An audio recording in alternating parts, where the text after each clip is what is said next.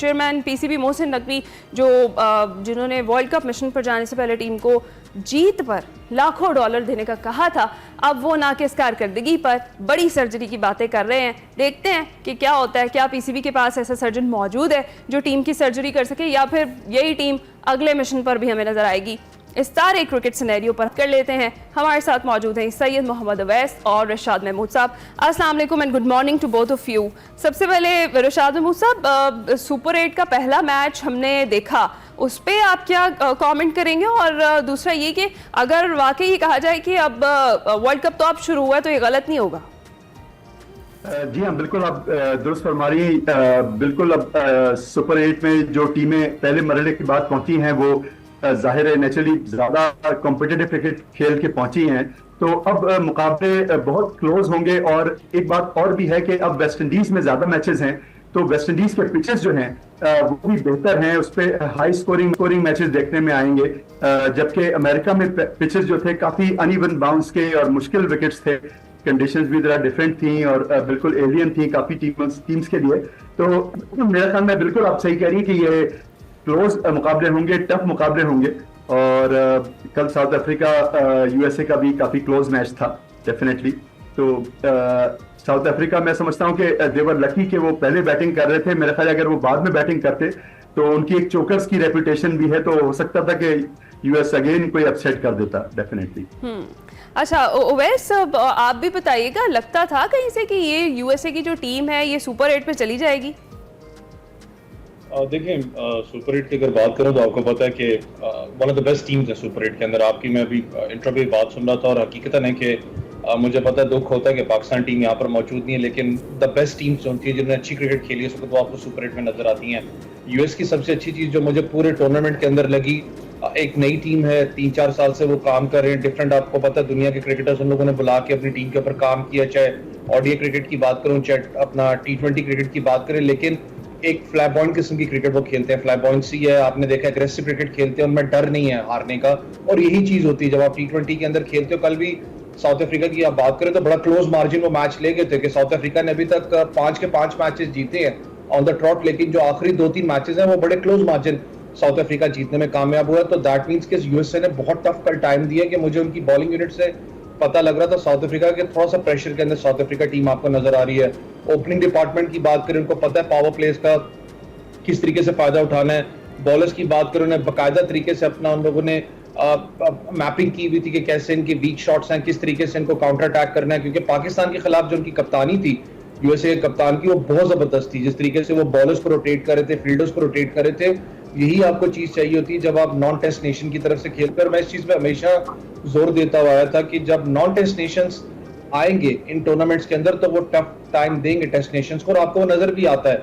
चाहे आप यूएसए की बात करें, चाहे आपने पीछे आपने नामीबिया को देखा होगा, स्कॉटलैंड को, यहाँ तक ऑस्ट्रेलिया के खिलाफ आपने देखा होगा कि बड़ा क्लोज मार्जिन जाके ऑस्ट्रेलिया जो उनसे वो मैच जीता था, बड़ा मुश्किल से बल्कि वो मैच जीता था। तो एक अच्छी बात होती है जब इतना ज्यादा नॉन टेस्ट नेशंस को चांसेस भी दिए जाए और वो आगे आपको प्रूव भी करे। लेकिन सुपर 8 के अंदर अभी स्टिल मैं फील करता हूँ कि शायद एक जो है वो कहीं ना कहीं दिल टूटेगा किसी बड़ी टीम का। साउथ अफ्रीका नहीं होनी चाहिए, बेचारे हमेशा चोकर्स का टैग होता है, लेकिन अच्छी बात है जो मुझे शायद फील हो रहा है कि जो इनिशियली स्टार्टिंग मैचेस के अंदर साउथ अफ्रीका की बात करूं तो जो टफ मैचेस उनके निकले हैं, 4 से 5 मैचेस के बड़े क्लोज मार्जिन जाके वो जीते, तो जो चोकर्स की चीज है शायद वहां पर ही खत्म हो जाए और आगे उसको कैरी ऑन करें। क्योंकि जब चोकर्स का टैग आपका लग जाए या कोई भी टैग आपके ऊपर लगता है तो साइकोलॉजिकल प्रेशर आपके ऊपर बिल्ड होता है, जो कि उससे निकलना एक बहुत बड़ा चैलेंज होता है साउथ अफ्रीका के लिए।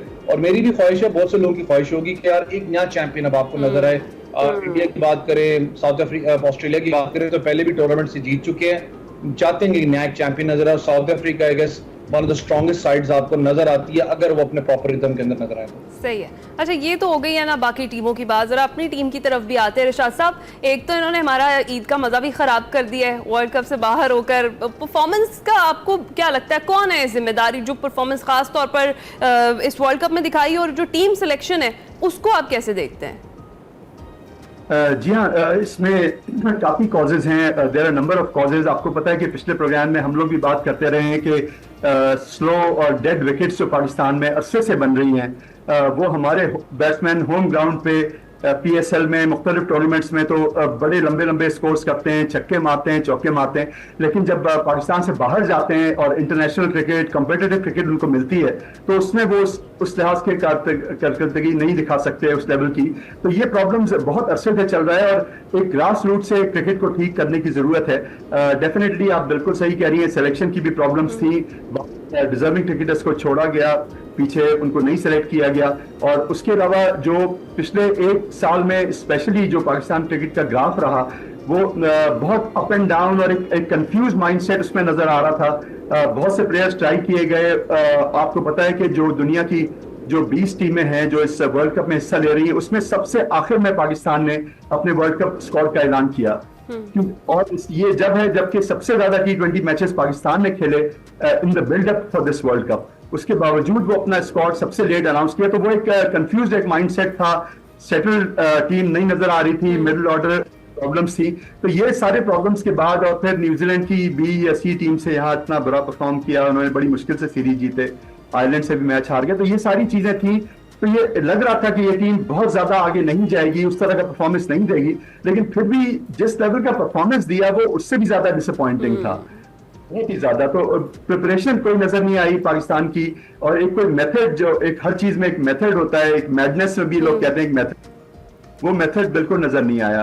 तो ये सारी जरूरत है, और मेरे ख्याल में अब तो नकवी साहब ने भी कहा है, लेकिन अगर ओवरऑल हो, अगर कोई तो वो फिर नजर आए कि बाकी ग्रास रूट से प्रिपरेशन भी कुछ नजर नहीं आया। Owais, what's your take on it? जो टीम सिलेक्शन थी वो आपके ख्याल में बेहतर थी? 5 फास्ट बॉलर्स, 5 ओपनर, 3 स्पिनर्स और मिडिल ऑर्डर बैट्समैन, क्या आपके ख्याल में मजीद तब्दीली की जा सकती थी? देखिए, चीजें तो इसमें बहुत सी तब्दील होने वाली थी। अगर आपको मेरे जितने पिछले प्रोग्राम्स आप उठा के देख लें, जब आपके प्रोग्राम में भी अपीयर हुआ, सबसे बड़ी चीज तो मुझे समझ नहीं आई थी, जब आप बात करते हैं PSL परफॉर्मेंस की बात करते हैं, आपके पास वही लड़के इस वक्त टीम के अंदर थे जो PSL के मैचेस के अंदर जिन्होंने परफॉर्म किया था, आपने उनको दी बेस्ट, आपने कहा जी हमारी अपना सिलेक्शन है तो जी आप इनको टीम में ले आए, तो आप उनको टीम में लेके आजम खान की बात करो, डिफरेंट प्लेयर्स की बात कर लो। लेकिन जिस वक्त आप बात करते हो proper selection for the Pakistan team, तो आप हमेशा देखते हो अपने डोमेस्टिक सर्किट की तरफ के डोमेस्टिक में कौन सा लड़का टॉप परफॉर्मर है, जो कि अनफॉर्चुनेटली हमने काफी सालों से अपने डोमेस्टिक के प्लेयर्स को लिफ्ट नहीं करवाई। हम सिर्फ PSL की बिना पे उठा के पाकिस्तान की कैप दे देते हैं और आपके सामने वो बुरी तरीके से एक्सपोज हुए हैं। उस्मान खान, मैं बहुत बड़ा उनके हक में था कि उनको खिलाना चाहिए, उन्होंने कुर्बानी दी है, लेकिन वो साफ पता लगा कि जब आप PSL की बात करते हो, लीग क्रिकेट की परफॉर्मेंस, और जब आप इंटरनेशनल लेवल पे जाते हो उसका एक्सपोजर कितना इंपॉर्टेंट होता है, कि आपको नजर आ रहा होता है कि आपने डोमेस्टिक मैचेस नहीं खेले, जो आपका प्राइम टूर्नामेंट है, जहां पर 4 डे क्रिकेट होती है, जहां पर डोमेस्टिक क्रिकेट होती है, वो आप जब नहीं खेलते तो आपके रिजल्ट्स ऐसे ही होते हैं। मैं अगर कंपेयर करूं पाकिस्तान टीम का, अगर डिफरेंट टीम्स के साथ कंपेयर करूं, चले पड़ोसी ममालिक के साथ करते हैं, उनका एक लड़का जो इस वक्त इंडिया टीम में खेल रहा है, उसने कम से कम 70 से 80 रणजी ट्रॉफी के मैचेस खेले, चले 70 से 80 ना खेले, कम से कम 50 रणजी ट्रॉफी के मैचेस खेले हैं। वैसे अगर पाकिस्तान टीम की बात करूं, जितने प्लेयर इस वक्त पाकिस्तान टीम के अंदर मौजूद है, हालिया अरसे के अंदर उन्होंने लिटरली 20 से ऊपर फर्स्ट क्लास, 20 तो बहुत दूर की बात है, शायद 15 फर्स्ट क्लास मैचेस ना खेले हो, शायद 20 ना खेले हो। ये मसला है, जहां पर आप फर्स्ट क्लास क्रिकेट को तरजीह नहीं दोगे, आप जाओगे T20 PSL की फॉर्मेट पे उठा के आप लड़के को पाकिस्तान की कैप दोगे, तो आप लॉन्गर वर्जन के लिए उसको नहीं सोचोगे कि यार हाँ आगे 3-4 साल में लड़के को कहाँ देख रहा हूं। आप सिर्फ एक टूर्नामेंट देखोगे, फिर ऐसे रिजल्ट्स आपके पैदा होते हैं। आप देखें, बात अच्छी है कि मोहसिन नकवी साहब एक अपना ऐलान भी कर चुके हैं कि जी यहाँ पर ग्रैंड ऑपरेशन होगा, पाकिस्तान टीम्स में बहुत से प्लेयर्स अपना जो सा शायद वो हाथ धो बैठे सीट से, लेकिन मसला खाली प्लेयर्स का नहीं होता, आपको कोचिंग स्टाफ, फिर उसके बाद जो पूरा का पूरा जो पैनल है आपका, खाली आप पाकिस्तान क्रिकेट बोर्ड की सिलेक्शन कमेटी, कोचेस या प्लेयर्स के ऊपर कसूरवार नहीं होता, जो नीचे भी बैठे हैं लोग। जब हम बात करते हैं डोमेस्टिक स्ट्रक्चर से लेकर, तो पाकिस्तान टीम में जो एक इंफॉर्मेशन पास होती है कि ये बंदा परफॉर्म कर रहा है, ये बंदा परफॉर्म कर रहा है, इसको पाकिस्तान टीम के अंदर होना चाहिए या पाकिस्तान कैंप में लेके आना चाहिए, वो बंदे भी अकाउंटेबल हैं। वो कहां पर हैं जो बात नहीं करते कि ये लड़का परफॉर्म कर रहा है। इतने आपके टॉप परफॉर्मर्स डोमेस्टिक के अंदर रहे हैं। कामरान गुलाम की बात करो, आज तक उस लड़के को आपने एक टूर करवाया, उसके बाद वो कभी जिंदगी में नजर नहीं आया। बहुत से ऐसे लड़के आपके पास मौजूद हैं जो कि पाकिस्तान टीम को रिप्रेजेंट कर सकते थे, आपने उनको रिप्रेजेंट नहीं करवाया। क्यों इंफॉर्मेशन पास ऊपर तक नहीं होती? इस चीज के लिए अकाउंटेबिलिटी होनी चाहिए पाकिस्तान क्रिकेट बोर्ड को। नीचे डोमेस्टिक के अंदर जो कोचेस बैठे हैं वो भी अकाउंटेबल है। मैं फिर कहता हूँ कि उनकी इंफॉर्मेशन क्यों नहीं पास होती? डोमेस्टिक स्ट्रक्चर के जो बड़े बैठे हैं वो अकाउंटेबल है इस चीज के, इंफॉर्मेशन क्यों नहीं पास ऊपर होती? लड़कों के कैरियर से क्यों खेलते हो? ये वही लड़के जाके फिर USA के लिए खेलेंगे, कनाडा के लिए आपके सामने लड़के खेल रहे हैं, फिर हम पछताते हैं यहाँ बैठ के कि यार ये लड़का इतना अच्छा था, पाकिस्तान एक दो मैचेस खेला हुआ डोमेस्टिक के, काश पाकिस्तान के लिए होता है, ऐसे कभी भी पाकिस्तान के लिए कोई नहीं खेलेगा जो सूरत हाल बनती जा रही है। ठीक है। अच्छा रिशाद साहब, जिस तरह से अभी ओवैस भी बात करें टीम परफॉर्मेंस पे और जिस तरह से जिक्र किया मोहसिन नकवी साहब का, जिन्होंने बड़ी सर्जरी का अनाउंस कर दिया है कि बड़ी सर्जरी होगी, क्या है कोई बेहतरीन सर्जन इस वक्त मौजूद जो हमारी टीम की सर्जरी कर सके? जी देखिए, बड़ी सर्जरी कह देना बड़ा आसान है, लेकिन उसको इम्प्लीमेंट करना बड़ा मुश्किल है। बिल्कुल जो ओवैस ने पॉइंट आउट की चीजें वो तो मौजूद है ना अपनी जगह, उनको चेंज करने की जरूरत है, लेकिन जाहिर है वो ओवरनाइट तो चेंज नहीं हो जाएंगी। लेकिन ये आपको याद होगा कि 2018 में जब ऑस्ट्रेलिया के कैप्टन थे स्टीव स्मिथ और वो बॉल टेम्परिंग में वो और डेविड वार्नर पकड़े गए थे, तो ऑस्ट्रेलिया ने उन दोनों को हटा दिया था और बिल्कुल टीम के बाहर से एक बंदा बैठा हुआ था, टिम पेन, जो टीम में भी नहीं था। टिम पेन को लेके आए उन्होंने, फिर कैप्टनसी ऑस्ट्रेलिया की संभाली और फिर बहुत सी उन्होंने फतूहात दिलवाई ऑस्ट्रेलिया को। तो इस तरह की कोई out of the box thinking करनी पड़ेगी अगर यही लॉट आपको ये प्लेयर्स का जो एक टिपिकल एक माइंड सेट में फंसे हुए हैं, जो अपने लिए ज्यादा खेलते हैं, पाकिस्तान के लिए कम खेलते हैं और सही कॉम्पिटिटिव क्रिकेट नहीं खेलना जानते, परफॉर्मेंस वक्त पे नहीं देना जानते, उनको बहुत जरूरी है कि एक उनको सबक सिखाया जाए, उनको डेफिनेटली एक दोबारा कहा जाए कि आप डोमेस्टिक क्रिकेट में वापस जाएं, कम से कम आप 1 साल 2 साल उस पर परफॉर्म करें फिर वापस आए। तो कुछ डेफिनेटली यानी एक होल से चेंजेस तो करने होंगे टीम में, अदरवाइज फिर आपको यही तरह की परफॉर्मेंस नजर आती रहेगी, विच इज अनफॉर्चुनेट। तो डेफिनेटली मैं समझता हूँ कि कोई ऐसे 1-2 प्लेयर्स हैं जो मैं समझता हूँ यूनुस खान है या 1-2 और लोग हैं जिसमें जो कुछ डैशिंग है, जो डायनामिक है, जो आगे आए और वो पाकिस्तान टीम के साथ अटैच होके उनको सरें। और एक पाकिस्तान का अब गैरी कर्स्टन भी आई होप के एक लंबे अरसे के लिए रहें और वो एक काफी चीजें सजेस्ट भी कर रहे हैं, तो आई होप के उस तरह से बेहतरी आए, लेकिन एक कॉस्मेटिक चेंजेस से बेहतरी नहीं आएगी ऑनेस्टली। बिल्कुल। अच्छा, तो डेफिनेटली जी सही है। अच्छा ओवैस, जिस तरह से अभी हम यही बात कर रहे थे कि कॉस्मेटिक जो चेंजेस हैं उससे तब्दीली कोई नहीं आने वाली है। अगर हमने ओवरऑल परफॉर्मेंस देखी है तो बहुत बुरी थी, खा बैटिंग हो, बॉलिंग हो, फील्डिंग हो, कुछ भी। कुछ ऐसे भी प्लेयर्स थे जो तैयार थे वो $1 लाख लेने के लिए, अबरार जो है उन्हें खिलाया ही नहीं गया। क्या वजह देखते हैं? कोई नाराजगी है? क्या रीज़न हुई होगी जो उन्हें नहीं खिलाया गया? देखिए, मैं तो कल बल्कि अपने शो पे कह रहा था गेस्ट को कि इब्रार नाम का जो बंदा आप साथ लेके गए, पता करें नादरा में पाकिस्तानी शनाख्त है भी कि पाकिस्तानी या नहीं है, क्योंकि मुझे नहीं पता उसको आप कैरी ऑन करके क्यों लेके गए थे। 2 चीजें हैं, मजाक अपनी जगह, लेकिन on a serious note cricket point of view से अगर बात करूं तो इब्रार को शायद मुझे जो लगता है ज़ेन में पाकिस्तान का प्लान ये था कि हम वेस्ट इंडीज की पिचेस पे उतारेंगे, क्योंकि वहां पर स्पिन यूनिट आपको पता है ज्यादा इफेक्टिव होता है कंपेयर टू यूएसए की बात करें। यूएसए में भी आपने, चलिए इंडिया की भी बात करो, इंडिया ने आपको पता है ज्यादा फास्ट बॉलर्स को अपने यूज किया यूएसए के अंदर। अब इंडिया जब वेस्ट इंडीज में जा रहा है तो आपको नजर आएंगे यादव वगैरह जो कि उनके चाइनामैन स्पिनर, क्योंकि वहां पर ज्यादा सपोर्ट आपको स्पिनर्स की मिलती है। मसला लेकिन ये यहाँ पर है कि आपने 2 वर्ल्ड कप्स के लिए उसको कैरी किया, काफी अरसे से आप उसको कैरी कर रहे हो, आप उसको नहीं खिला रहे। आप कहते हो कि वो मैजिशियन स्पिनर है, मैजिशियन स्पिनर है, मैं मानता हूँ उसने परफॉर्म भी किया होगा डोमेस्टिक के अंदर, पीएसएल में परफॉर्म किया है। पीएसएल में तो उसामा मीर ने भी आपके परफॉर्म किया, टॉप विकेट की टेकर था आपका, किधर गया उसामा मीर? किसी को आज तक वो नजर नहीं आया। उसके अलावा अगर आप इब्रार की बात करें तो इतने एनालिस्ट बैठे होते हैं टीम्स के साथ, वो आपको एक मैच के बाद पिक कर लेते हैं, 2-2 एनालिस्ट बैठे होते हैं, एनालिसिस करते हैं मैच के बाद कि स्ट्रॉन्ग पॉइंट क्या है, वीक पॉइंट क्या है, कहां पर इसको काउंटर अटैक करना है, वहां से वो पिक करते हैं एक प्लेयर को। जब आप बंदे को रेगुलर क्रिकेट नहीं खिलाते, इतने दूर क्रिकेट से आप रखते हो, तो उसके वो भी अगेंस्ट चीज जाती है, क्योंकि उसके पास मैच प्रैक्टिस नहीं होती इतने बड़े टूर्नामेंट के अंदर आप डायरेक्ट उतारे। मैं इसी चीज पर बार बार कह रहा था कि इब्रार नाम का शख्स कहां पर है, नादरा में वो एंटर्ड भी है नहीं है पाकिस्तान में, कि यार उसको आप साथ लेके गए हो, खाली टूर आपने 2 वर्ल्ड कप के करवाए, उसको आप ड्रॉप कर रहे हो, टीम से ड्रॉप करोगे। मुझे जहां तक लग रहा है टीम में शायद उसको कैरी भी आप आगे फॉरवर्ड ना करो। आप एक प्लेयर की जिंदगी के साथ खेलते हो यार, आप उसको लेके जाते हो साथ, आप उसको नहीं खिलाते, उसके बाद आप पाकिस्तान टीम में पिक भी नहीं करते, बेशक दूसरों का मसला हो, उस बेचारे का क्या कसूर है? आपको रेगुलर क्रिकेट खिलानी पड़ती है। लेकिन फिर मैं वो बात कर रहा हूँ, जब तक आप अपनी डोमेस्टिक क्रिकेट को सीरियस नहीं लेंगे, जब तक लॉन्गर फॉर्मेट क्रिकेट को सीरियस नहीं लेंगे, ये सूरत हाल आपकी आगे भी बनती रहेगी। हम बार बार ये बात करेंगे अगली चैंपियंस ट्रॉफी में भी कि जी स्टिंग ऑपरेशन होना चाहिए था, ये होना चाहिए था।